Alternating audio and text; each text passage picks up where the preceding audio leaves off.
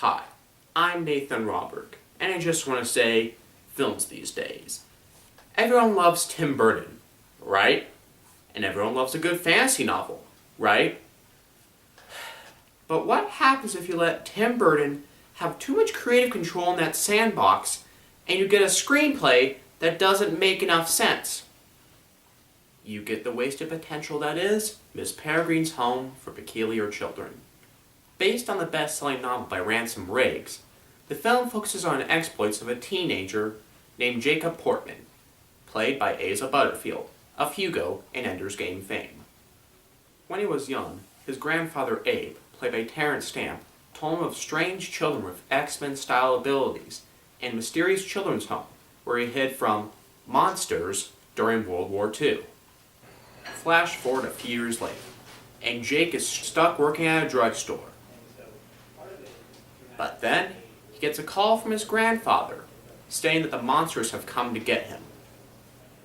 When he arrives at his grandfather's home, he finds that he has kicked the bucket, with his eyeballs missing from his head. Subtle. He tells him to find the bird and the loop, September 3rd, 1943. On orders from Dr. Golan, a psychiatrist he and his father consulted, they decided to go to the island where the children's home supposedly is. Upon arriving there, Jake does find the children's home. It is a little worse for wear, though. After riding into the children his grandfather described, and following them through a cave, he comes out the other end to find the house looks just like new. In addition, he discovers that he is actually in the loop his grandfather described, a repeating day meant to protect the peculiar children from the monsters his grandfather described. These monsters are called hollows. They were peculiars who were disfigured after a terrible accident, and they wish to become youthful and immortal by eating peculiar children's eyes.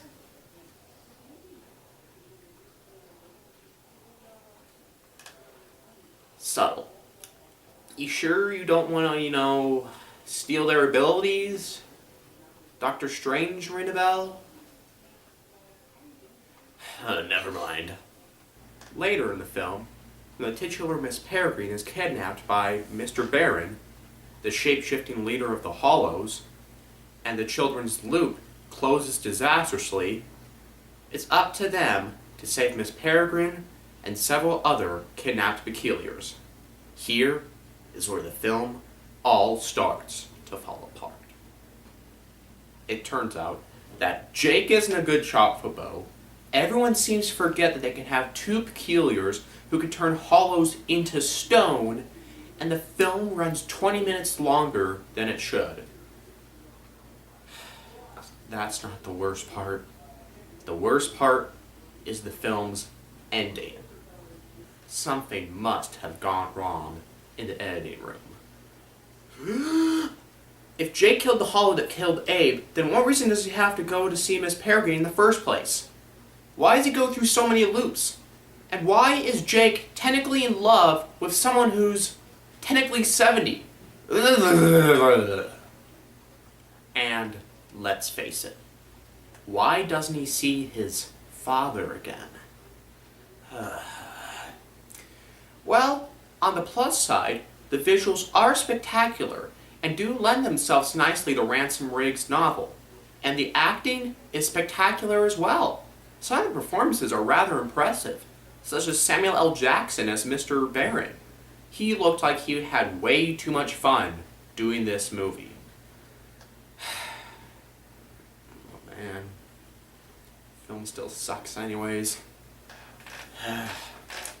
Even Eva Green couldn't save it as Miss Peregrine. Films these days. If you want to see the craziness film for yourself, then go pick it up and watch it yourself. Otherwise, avoid this one like the plague.